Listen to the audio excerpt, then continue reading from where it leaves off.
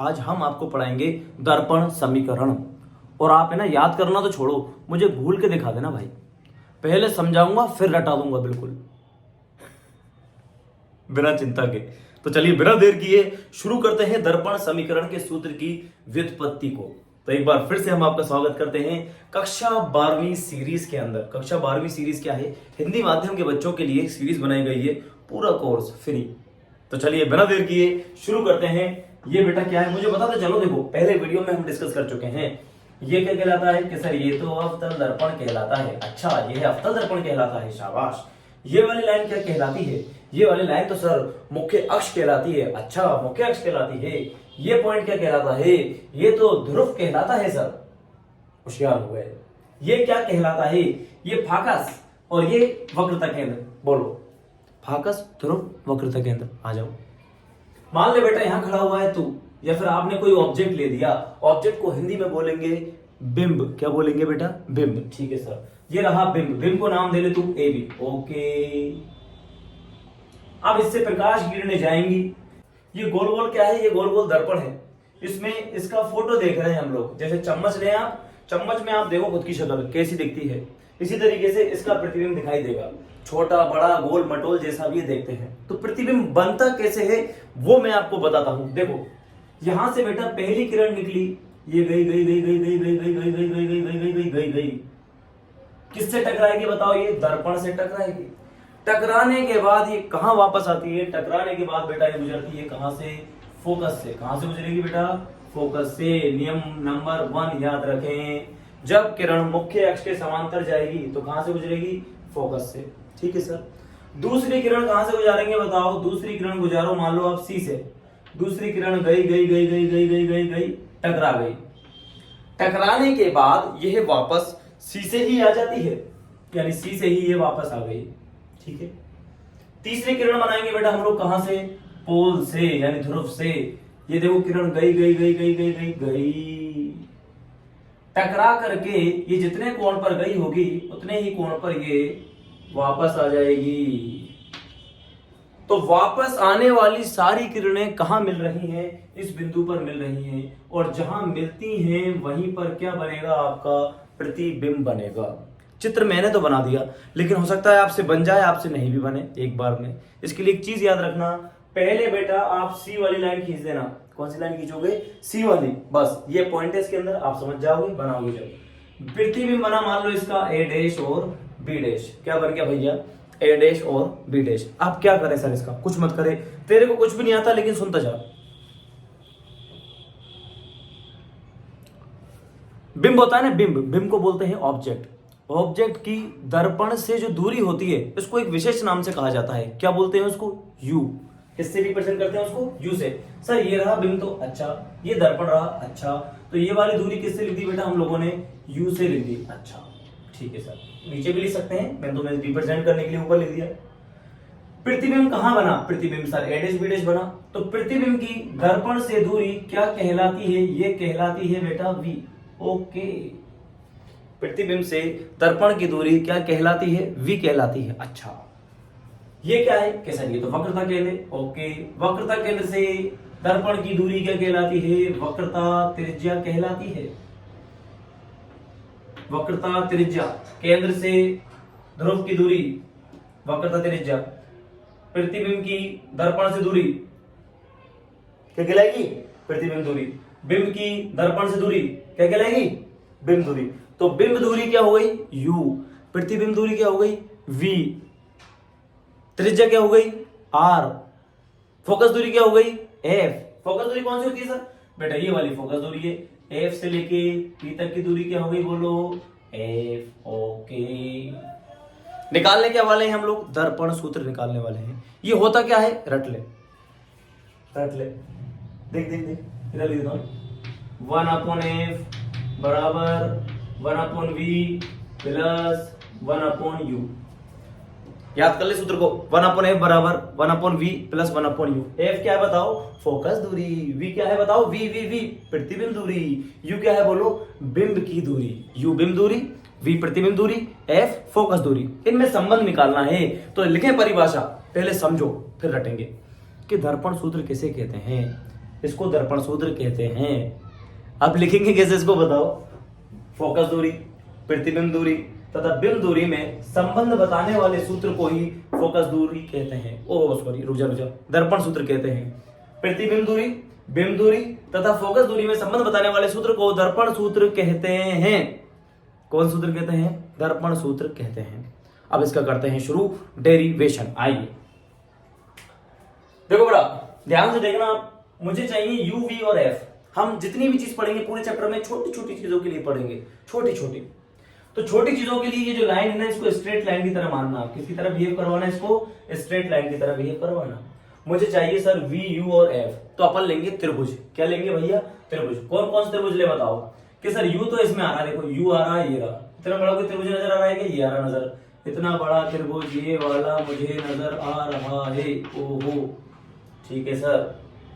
और दूसरा त्रिभुज आप ये वाला देखें कि सर ये वाला क्यों देख रहे हो? क्योंकि ये दोनों त्रिभुज मुझे समान समान से नजर आ रहे हैं, जिनको बोलते हैं समरूप। कक्षा 10 की बात।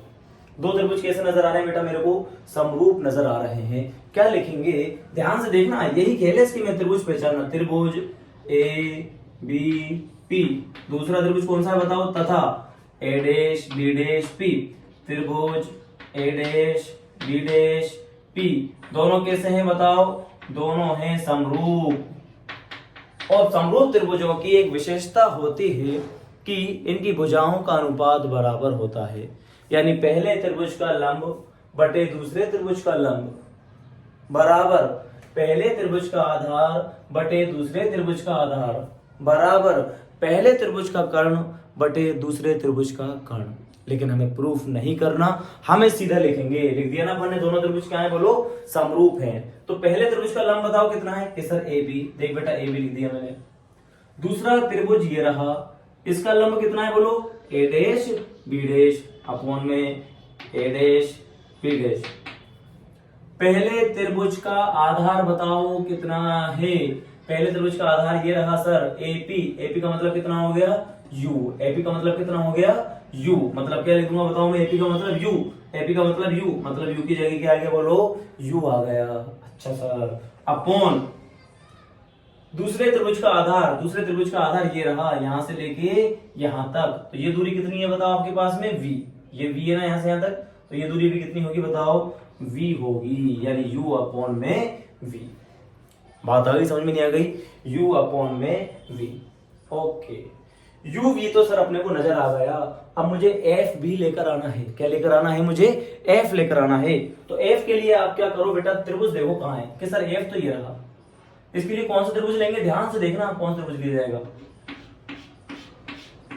एक ये वाला और दूसरा ये वाला। कौन सा त्रिभुज ले रहे हैं बेटा? दो त्रिभुज ले रहे हैं हम लोग। कौन कौन से?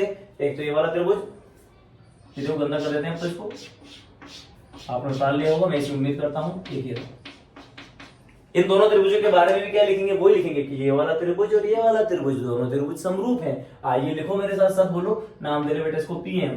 कौन सा त्रिभुज है? त्रिभुज एफ पी एम। त्रिभुज एफ पी एम तथा दूसरा त्रिभुज बोलो कौन सा है? F A dash B dash. त्रिभुज F A dash B dash. दोनों त्रिभुज कैसे हैं? समरूप हैं। क्या लिखेंगे? दोनों त्रिभुज समरूप हैं। समरूप हैं। समरूप हैं तो भुजाओं का अनुपात क्या होगा बोलो? बराबर होगा। आपके मन में एक सवाल आ सकता है कि सर इसमें आपने कर्ण क्यों नहीं लिया? कर्ण क्यों नहीं लिया? कर्ण बेटा काम का नहीं है। क्यों काम का नहीं है सर? क्योंकि बेटा मुझे तो यूवीएफ चाहिए। यूवीएफ क्यों चाहिए सर आपको? क्योंकि बेटा दर्पण सूत्र है। दर्पण सूत्र क्यों निकाल रहे हो? एग्जाम में आ सकता है। ठीक है, आ जाओ। त्रिभुज एफ पी एम। अच्छा एफ पी एम बता, ये रहा एफ पी एम। दूसरा वाला कौन सा है? F A dash B dash. इस त्रिभुज का बताओ लंब कौन सा होगा? इस त्रिभुज का लंब होगा पी एम। मैंने बताया छोटी सी लाइन तो स्ट्रेट लाइन की तरफ बिहेव करेगी। इस त्रिभुज का लंब कितना हो गया? इस त्रिभुज का लंब हो गया पी एम बटे छोटे त्रिभुज का लंब बताओ? ए डैश बी डैश। ए डैश बी डैश बराबर, अब देखना ध्यान से, इस वाले त्रिभुज का आधार कितना होगा बताओ? इस त्रिभुज का आधार है एफ। ये रहा आधार, ये रहा, कितना आ रहा है बताओ? एफ। तो क्या लिख दे बेटा यहाँ पर? एफ लिख देता हूं सर। अपॉन ए डैश बी डैश। ए डैश बी डैश त्रिभुज का आधार बताओ कौन सा होगा, ये वाला मुझे आधार निकालना है, ये आधार निकालना है। तो बेटा ध्यान से देख, यहां से लेके सर यहां तक की दूरी कितनी है बताओ, v, ये रही, यहां से लेके यहां तक की दूरी कितनी है, v है। v में से इस वाली दूरी को माइनस कर देता हूं मैं f, v में से अगर f को माइनस कर दूंगा तो ये कितनी बचेगी बताओ, v माइनस f। ध्यान से, ये दूरी कितनी है बताओ, v, पूरी दूरी कितनी है v, v में से इसको माइनस कर दो तो क्या ये वाली बच जाएगी, नहीं बचेगी बताओ, बच जाएगी। मतलब v माइनस f कर दो sir, v minus f। Okay, अब क्या करेंगे, अब तो हो गया डेरिवेशन आपका खत्म। कैसे हो गया, ये बेटा जो pm है, मैंने कहा ये स्ट्रेट लाइन की तरह है, तो ये pm बताओ किसके बराबर होगा, ab के बराबर। ये ab है, ab बराबर pm, ab बराबर pm। तो pm की जगह आप यहां लिख सकते हो ab upon a dash b dash बराबर f upon v minus f, समीकरण नंबर 2। और ये हो गया आपका समीकरण नंबर 1। आप क्या करेंगे, कुछ भी नहीं करेंगे।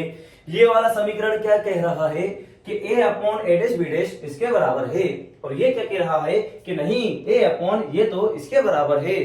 तो अपन इनमें समझौता करवाएंगे। अपन क्या लिखेंगे, 1 तथा 2 से यो इसके बराबर है और यो इसके बराबर है, इसका मतलब यो दोनों भी आपस में बराबर होंगे।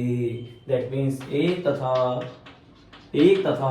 2 से कौन कौन से देखेंगे बेटा, 1 तथा 2 से। बता इधर क्या है बोल, u अपॉन v, इधर लिख दिया सर आपने u upon v is equal to, इधर कितना आएगा बोलो, f upon v minus f। आप क्या करेंगे सर, कुछ नहीं, बज्जर गुणा कर दो, बज्जर गुणा। कैसे करते हैं, इसको इधर लेके आप देख, ध्यान से देखना, u को v से मल्टीप्लाई कर, uv, माइनस का साइन माइनस लगा, u को f से मल्टीप्लाई करो, uf is equal to v को उधर लेके जाओ, vf।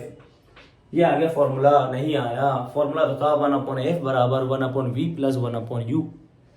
अब क्या करें, पूरी इक्वेशन में u v f से डिवाइड कर दो। चुपचाप इधर आओ, मैं तो इसी में कर रहा हूं, आप अगले स्टेप में कर लेना। देखो ईमानदारी से क्या कह रहा हूं, लिखो इस समीकरण को u v f से भाग देने पर, आजा बेटा जरा देख, जरा भाग दे रहा हूं, देख बेटा, u v f और ये u v f दे दे, कुछ भी नहीं हो। अब देख कौन बन जाएगा, u v से गया u v, u f से गया u f, v f से गया v f। क्या बात है सर, नीचे बच गया 1 upon f minus 1 upon v बराबर 1 अपॉन u। ओहो, माइनस को उधर ले जाओ, किसका हो जाएगा, प्लस का हो जाएगा। माइनस को उधर ले जाएंगे तो प्लस का हो जाएगा। तो 1 अपॉन f बराबर 1 upon v plus 1 upon u। यह कहलाता है आपका दर्पण सूत्र। फाइनली हम लोगों ने प्रूव कर दिया दर्पण सूत्र को। एक बात याद रखें कि सर आपने इसमें चिन्ह परिपाटी का उपयोग नहीं किया, कर ले तो कैसे, सारे इधर माइनस आ रहे हैं, माइनस माइनस खत्म, माइनस माइनस खत्म। जिनको आता है उनको आता है, जिनको नहीं आता टेंशन नहीं लेना, सारी दूरियां इधर आ रही हैं तो माइनस। लेकिन जब हम न्यूमेरिकल्स करेंगे चैप्टर के लास्ट में, तो आप देखना हम चिन्ह का यूज करेंगे, क्योंकि खेल ही बेटा चिन्ह का होता है इसके अंदर। ठीक है, तो ये है आपका दर्पण सूत्र जो संबंध बताता है u v और f के अंदर। ये सवाल पूरा ही आता है एज इट इज, इसमें कुछ बड़ी चीज नहीं आती। बोर्ड में इससे रिलेटेड 2 सवाल बनते हैं। एक तो दर्पण समीकरण क्या है, दर्पण समीकरण किस किस में संबंध बताता है, और दर्पण समीकरण पर आधारित वो क्या पूछ सकता है, न्यूमेरिकल पूछ सकता है। उसके लिए शायद हमने आपको पहले वीडियो में बताया था कि अगर उत्तल दर्पण देगा, देखो बड़े ध्यान से देखिएगा, ये है उत्तल दर्पण बेटा। उत्तल दर्पण के लिए फोकस दूरी कैसी होगी, पॉजिटिव, और अवतल दर्पण देगा तो अवतल दर्पण के लिए फोकस दूरी कैसी होगी, नेगेटिव। इतना ध्यान रखना है। न्यूमेरिकल्स कैसे बनते हैं ये हम लास्ट के टॉपिक में लास्ट वाली वीडियो में देखेंगे। इसके बाद चलते हैं नए वीडियो बनाने के लिए। तब तक के लिए धन्यवाद, फिर मिलते हैं नेक्स्ट वीडियो में। ओके, खुश रहो।